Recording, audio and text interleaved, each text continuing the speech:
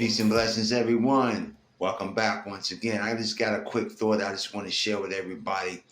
Just waking up this morning and I was thinking, family, about the alphabet crew. The different letters. Y'all know what I'm talking about. So I just want to share my views and opinions and just see what y'all think about of that situation. You know what I mean? The alphabet crew. I just call it that because this is simplified. Was LGBTQ, and I think there's a couple of other letters involved as well. So instead of me going through all that, family, I just say alphabet crew. That's just how I view it personally. So what's my view and opinion about that? Right quick, this is just one quick thing I just want to throw out to everybody what I was thinking this morning.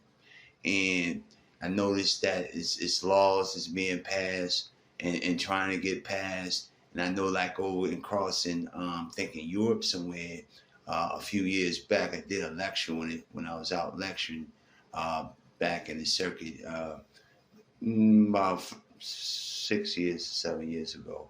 But anyway, I ran across some information where they was trying to make a law or made it legal or something like that to have consensual sex or stuff like that with young children, like 11 and 12, and I was like, wow, you know what I'm saying? And so part of the movement, a lot of people say, I'm just going by what I'm hearing as well, you know what I mean, as well as what I studied and seen, some other things, but right now I'm just going to talk about what others may have said. Okay, that's part of their mission. Now, I know a lot of us as African Americans, get real touchy. You know what I'm saying? Those who's up under that representation. You know what I'm saying? Let's say it like that. So those who's under that representation, right? So, us in our community, yeah, it always been somebody, that may have been what we might call sweet or feminine or, with tomboy. That used to be the thing they used to say for a girl, you know what I mean? She's a tomboy, And then you had, the boys, you might even call them punks and faggots and all these other names, right? But I just say that to say that the science itself, if you look at the Trinity that now is Father, Son, Holy Ghost, it's really coming deriving from the father, mother, the mother, father, and child concept. It's the true Trinity, you know what I'm saying? Man, woman, and child. And I'm saying all this to say that when we are younger, you know what I'm saying, we come from, we already come from an X and Y chromosome. Actually, the woman carries two X's, right? The man carries the X and Y chromosome. And so when them chromosomes come together in the sperm, then comes to the, what was I saying before I got terribly interrupted? Spammers call. Man, anyway, we got the situation to where I was saying about man, woman, and child, right? And then we got the concept of the sperm, the X and Y chromosome. You got the two X's, right?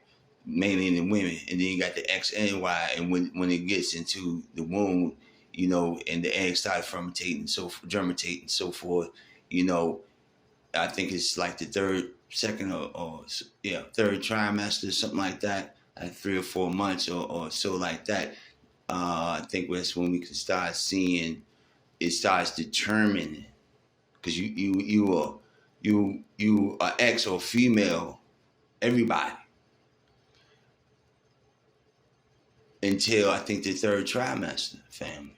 And then what happens then the Most High God, the energy forces of all things, the galactic forces make this decision that in this life form you are to be a male principle or the female principle.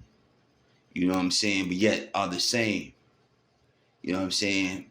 Don't mean that once you come out as a male that you get about 10 years old saying, I think I'm a female, or you a female, get about 10 years old and say, hey, I think I'm a male. And then you say, God made a mistake. God don't make mistakes, man. He just doesn't make mistakes, man.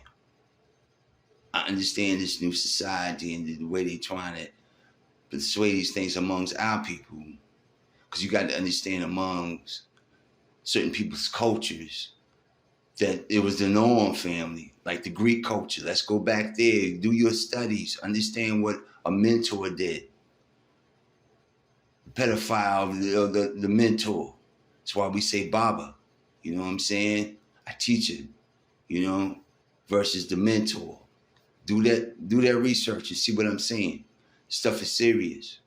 So it's not part of our true culture. However, like I'm saying to y'all, let's go back to what I'm saying to you about it's always that principle, or you might have, let's say, the little young boys and girls start off, let's say all the way up to about 8 or 9, right?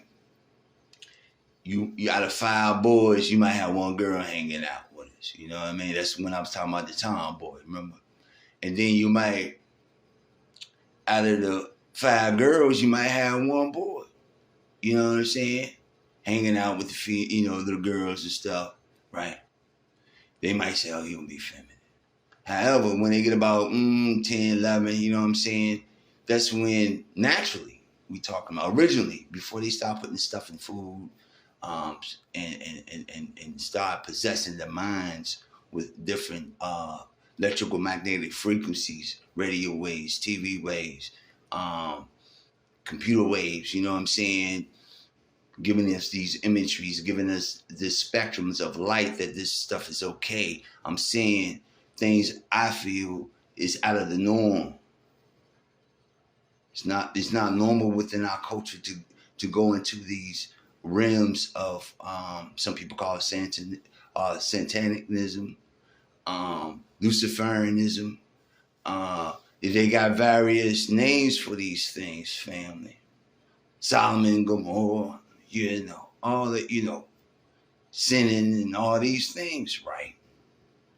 So what I'm saying within our culture, I'm talking about as an African here living in America, you know what I'm saying, or what they call America, right? From America, got one of the, explorers that came, But anyway, what I'm saying is we had that natural concept, and then somehow that tomboy, maybe get like 13, 12, 14, whatever, starting wearing dresses now. He's starting to get more of the feminine processes. Same thing with that male. Even myself, when I was young, I used to be around more females. I was told, a lot of dudes could get you in trouble, fam. I'm like, you know what? Females will be there for you before the males will a lot of times. You know what? That's some real shit. But, that's because I was the only boy in the family. So, as far as at the age period in my dad's family, my grandmother's house, that I was living in, right? And then came out, my little cousins who were boys, you know what I'm saying? But I'm just saying, grew up with old women, you know what I'm saying? So I was around mainly women, right? For a certain period of my lifetime, you see? So naturally, under the man, woman, and child concept of the Trinity, is called the balance of us understanding the male and the woman principles. Okay, and we learn that actually from the child, because remember, that's a combination of us. 33% of the male, 33.3% of the female, 33.3% of my own self. So we're a mixture of a mother and father who was an extension of their mothers and fathers, who, as we call them, they're our ancestors, right? That extension, right? But we had to, how we learned the true concept of the balance between the male and the female concept. Not saying, hey, you got so much female concept in you as a male that, hey, I'm a female, I'm gonna give me some breast and cut my wiener off and, you know, change my eyebrows and get my hair long and wear earrings and carry on. Okay? Or if you're a female and don't mean the concept or the balance of the scale is leaning so much of your male type of actions or reactions or toward actions, you know, because you used to be a tomboy one time, right? To where you feel, hey, I'm a male. Then you cut my titties off, and you give me a penis, you know, stuff like that, right? Give me a female, you know. Get someone who's also me. Are you really learning about self? If you was something that's the same as you, are you really learning about self? That's just a question. That's why we have the opposite. Male, female. You grow breasts, I grow a chest. You know what I mean? You got penis, I got, you know, you got vagina. You know, stuff of that nature. You see? I might have muscle power, you might have the brain power. You see what I'm saying? The male have the muscle power, the female having the brain power. You know, organization. You know, first one to feed you with their breasts if they do breastfeeding. Right? So, I'm just saying that was supposed to learn the balance. So how are we really learning the balance for those who are part of the alphabet crew? You know what I'm saying? Through their sexual desires, because maybe something happened to you. Maybe, like I said, you was around more of a female concept and never really seen or had a chance to be around males. Luckily for me, I got to go down to the country and I got to be around males. You know what I'm saying? My granddad, my grandfather, my uncles, you know what I mean, smacking me around and stuff like that. You know what I mean? When I'm real young, I'm crying. You know what I mean? But they were, you know, toughing me up, learning, you know, teaching me some things, fam. You know? You know, you gotta, you know, as a man, you gotta fight and protect, right? That's what it's saying, right? You know, all these concepts gonna come from a few scars, right? I mean, whatever the scars, you know, with female tip, you know what I mean? You might have, you know, spiritual scars or emotional scars, right? Being with a knuckleheads, you know, stuff like that. But it don't mean that because of you not fully understanding your lessons of yourself that you're supposed to learn to be a balance between the man and the woman, that you say forget the man or you say forget the women and just become that. Because you're not truly, I feel, learning about your true self and who you are and what you are and your true goal and your electrical magnetic fields or your bubble is here to do here on earth. You have a purpose. What is it? Now, going back to what I'm saying too, that even in nature, you may have one or two animals that may be that way, fam. Male on male, female on female. I mean, but it's not a norm.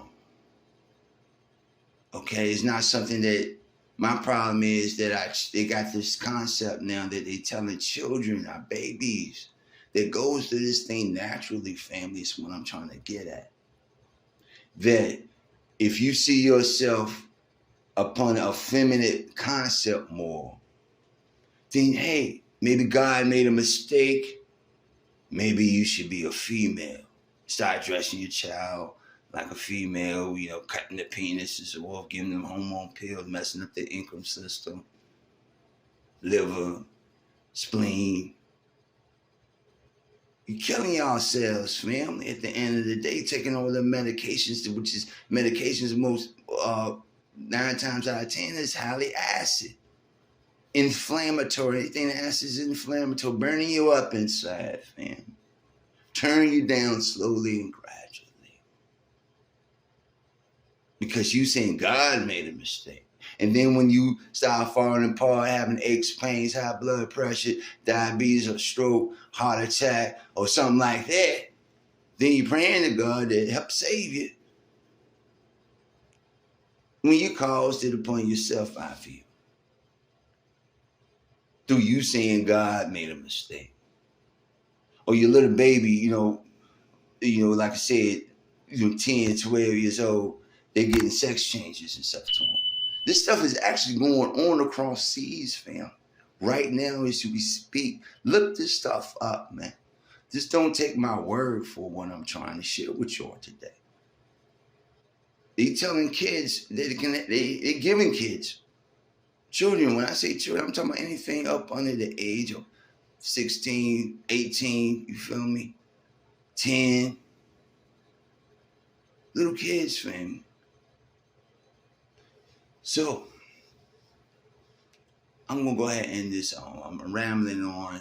I just wanted to share that upload, that I was having with y'all and see what y'all think about that concept of the alphabet crew. What is really going on? Do they even know the history of what happened during 69, what was called the Wall Square riots or something like that with the guy named Malcolm?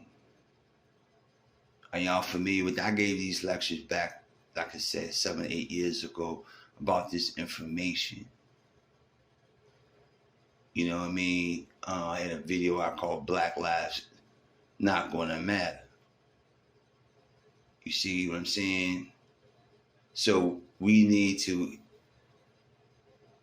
find ways to really look at these concepts, family, because our children, if you have children, are exposed to these things. Remember them electromagnetic fields that's magneting them or pulling them into that world. And their goal back since 1990 was to pull all into their world.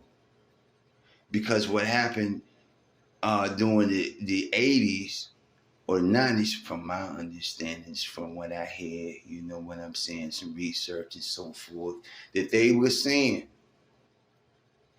that in San Francisco and of course in Africa, when they first put down the they saying an AIDS virus, autoimmune deficiency disease, right? That's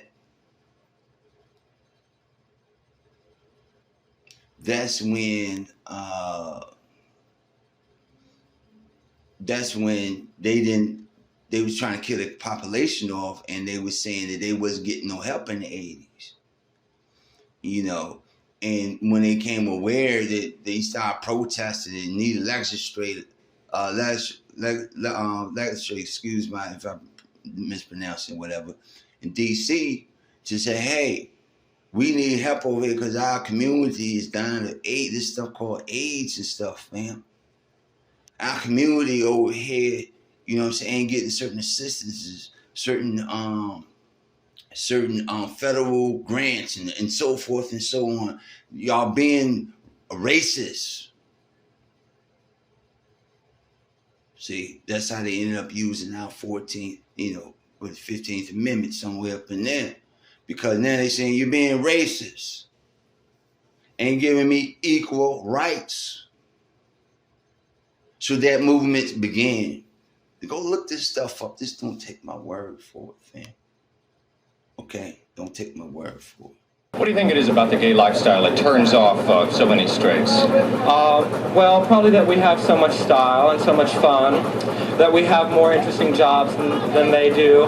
But in 1981, an enormous tragedy hits the gay community as a rare and deadly form of cancer shows up in 41 homosexual men in New York and San Francisco.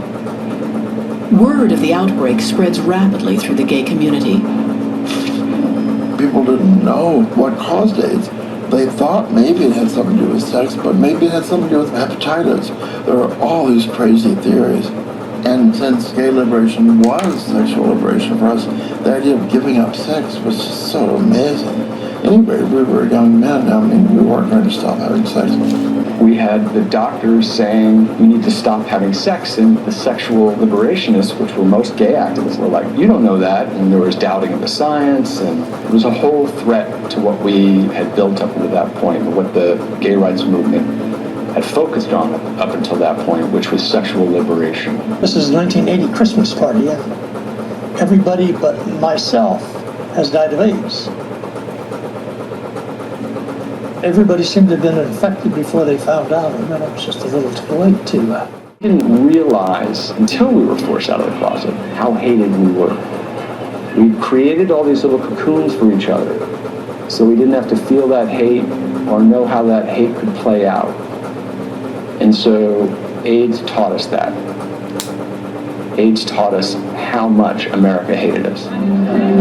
70% of the country's AIDS victims are homosexual, and in cities throughout the country, gays have become increasingly alarmed. But now they are also concerned about another kind of epidemic, an epidemic of fear that is spreading faster than the disease itself. As the number of deaths climbs, the gay community becomes increasingly angry at a government that is dragging its feet, and a society that seems indifferent to the crisis. Here we were 6 years into the crisis. Thousands of us had been diagnosed with AIDS and thousands had died, and our president hadn't even said the word. Let's stay together, let's stay united! Our mayor was ignoring it. The government wasn't spending anything on AIDS research. In 1986, a new kind of gay rights organization was born. It was a very strong movement from day one. The first meetings had over 100 people in them. That's big. We grew very fast, and from the get-go, we made national press. We're wearing all black. Our posters are tombstones. You said come back in a year? Time's up, Mario. We're here. Okay. We were singularly focused on HIV/AIDS from 87 to 93.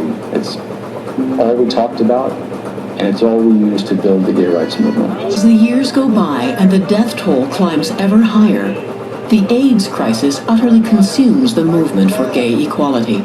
And AIDS also transforms the way the world sees gay men. America had never seen an angry gay community willing to go in front of the cameras, laying down in the streets, demanding to be heard. The rise of ACT UP transforms the way that gay men see themselves. ACT UP really made me nervous. You know, I'm 20-something years old, I'm coming out, I'm in the middle of this AIDS epidemic, and yes, it's not good, but we're pissing off people. We've never gotten a government official to start liking homosexuals, but we have shamed them into doing what we want. In order to move pharmaceutical companies and policymakers off a comfortable position, they made individuals' lives uncomfortable. So strategically, what we're doing is we're making people look at us. The AIDS epidemic illustrated just how far we needed to go to right the injustices that were a part of the LGBT experience in this country. In the crucible of AIDS, the modern gay rights movement is born. I do not think that we would have same-sex marriage if we hadn't unfortunately lost tens of thousands of people in this country and millions worldwide to AIDS. Over the course of its history, ACT UP evolves from an activist group to a group intimately involved in drug research and testing. In 1996, its efforts pay off with the first class of drugs that start to save lives. Going from zero, where the government wasn't doing anything, to having a $2 billion NIH research budget, we just completely shattered their impression of who we are as a people, what we're capable of, how we were taking care of each other, how we weren't limp-wristed and weak and quietly going to go off into the corner and die. We found our voice. We found our power. And it was because AIDS forced us out of the closet. In their wake comes a new kind of movement with a new set of goals. Of all the legacies of the AIDS epidemic, one of the biggest was that it taught gays how to fight back. family members had died, that we owed it to them to live life out as proud members of American society. Convinced the movement the next fight had to be for full equality. The goal is fair and equal treatment under the law and the right to access tax benefits and spousal rights previously available only to heterosexuals. So I'm saying that through that movement in the 90s, hear me now, in Atlanta, I can't remember, like I said, I did this lecture years ago. Lady in Atlanta who had a magazine, I can't think of her name right now. Okay, but y'all can look her up. Who's now said, you know, she changed her life around and so forth. Because she realized the movement that she helped start. She said they came to her. Because, you know, it was a small community in Atlanta back in the 90s, early 90s, 90, 91, 92, 93. In that span of years, she had a magazine and used to do the parties and stuff like that. And they came to her and said, hey, we need y'all black vote to assist with our Caucasian vote, Asian vote, to make this possible for all of us. It's almost like they said back when the C-19 thing came out and they said, hey, this ain't just for you to put that, you know, venom into your system. This is for to protect your family, your elders, and it's similar like that concept that they don't came to the sister in Atlanta with, you know. So now the movement begins more so in our African American community, being exposed to it even more to pull us into this realm or electrical magnetic fields of this culture, way of living. I respect and love everyone. Hey, when I use DJ, I don't do parties for them. You know what I mean? So it ain't that what they call it, homophobia and all that crazy. Cut that out. I'm giving y'all this to think about, fam. As I look back, I see that the devil deceived me, and he deceived many, thousands and thousands of others into believing that we could be happy. You know, that's the deception, that this is a happy life. This is a gay life. This is a gay pride. We are happy. None of that is true. None of that is true. I began to organize social events for lesbians of color at the time. Myself and I had two other business partners, and we were a perfect fit. We would rent restaurants and invite women to come and sort of amass a mail list. And women would come from all over the region. And on any holiday night, the group was called Hospitality Atlanta. It would not be odd to have 700 to 800 women exclusively packed into a beautiful restaurant. Just a great, at that time we thought, organization. We made a lot of money. And we did that for nearly 10 years. And when we got older and decided we didn't want to do it anymore, you know, decided, well, what are we going to do with this mail list? And from that mail list, I decided to launch a magazine. The gay and lesbian political community began to pay attention to the fact that we could bring numbers of black lesbians and gays together through the work that we were doing. And then when the magazine was launched, surely we began to get contacted by HRC, Human Rights Campaign, and the Victory Fund, and many of the gay organizations who are doing a lot of work right now.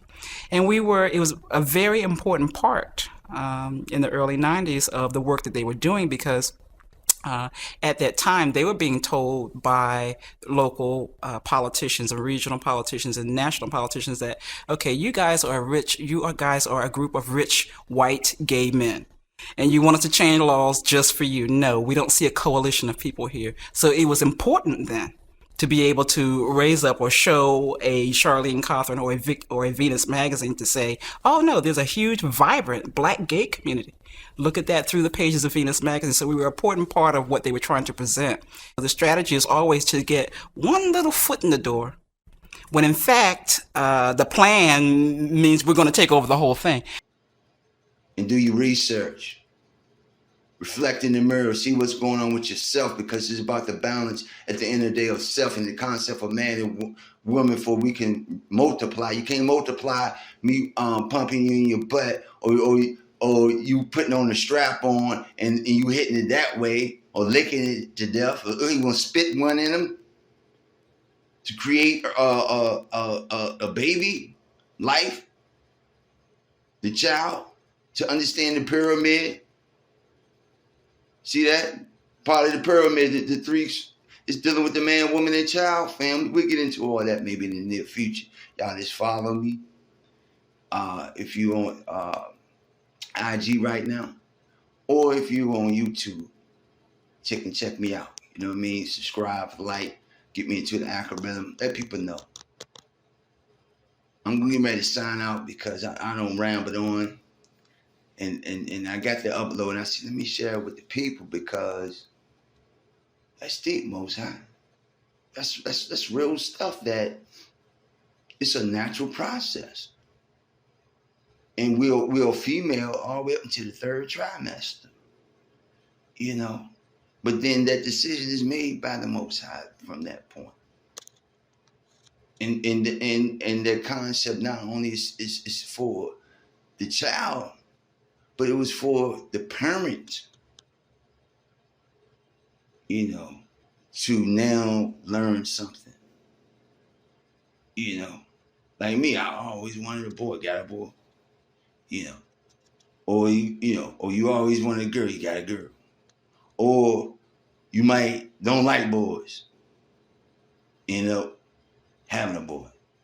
You know what I'm saying? Stuff like that, fam. Is the learning processes sometimes for all of us. So don't get caught up in the shenanigans. Understand through nature itself, through a certain age period, as far as I can remember, and even some of y'all out there may not understand what I'm talking about, that out of 5 females, you may have 1 boy. Out of 5 guys, you might have 1 or maybe even 2 girls. Call them tomboys and stuff of that nature. And then when they get a certain age, so like I said, start breaking into puberty. Start understanding that something is different about me than you, buddy. You got a chest, I got breasts. You know, I got stuff that's bleeding. You got stuff that's getting hard. What's going on, fam? I'm a little different than you. You know, and then that concept of, okay, well, I'm different, what makes us different, you know, but how can we come together in our differences and can still be civilized and build our civilization, our community building, so forth and so on. It's also considered a civilization. So I hope y'all, get something out of this. Remix it, share it. Just let them know about DOCTAHCOPELANT, Dr. Copeland in your ear. Once again, I know I held it up hostage, but I had to let that off my chest. And I hope y'all be blessed. And until next time, watch your bubble, family. One love.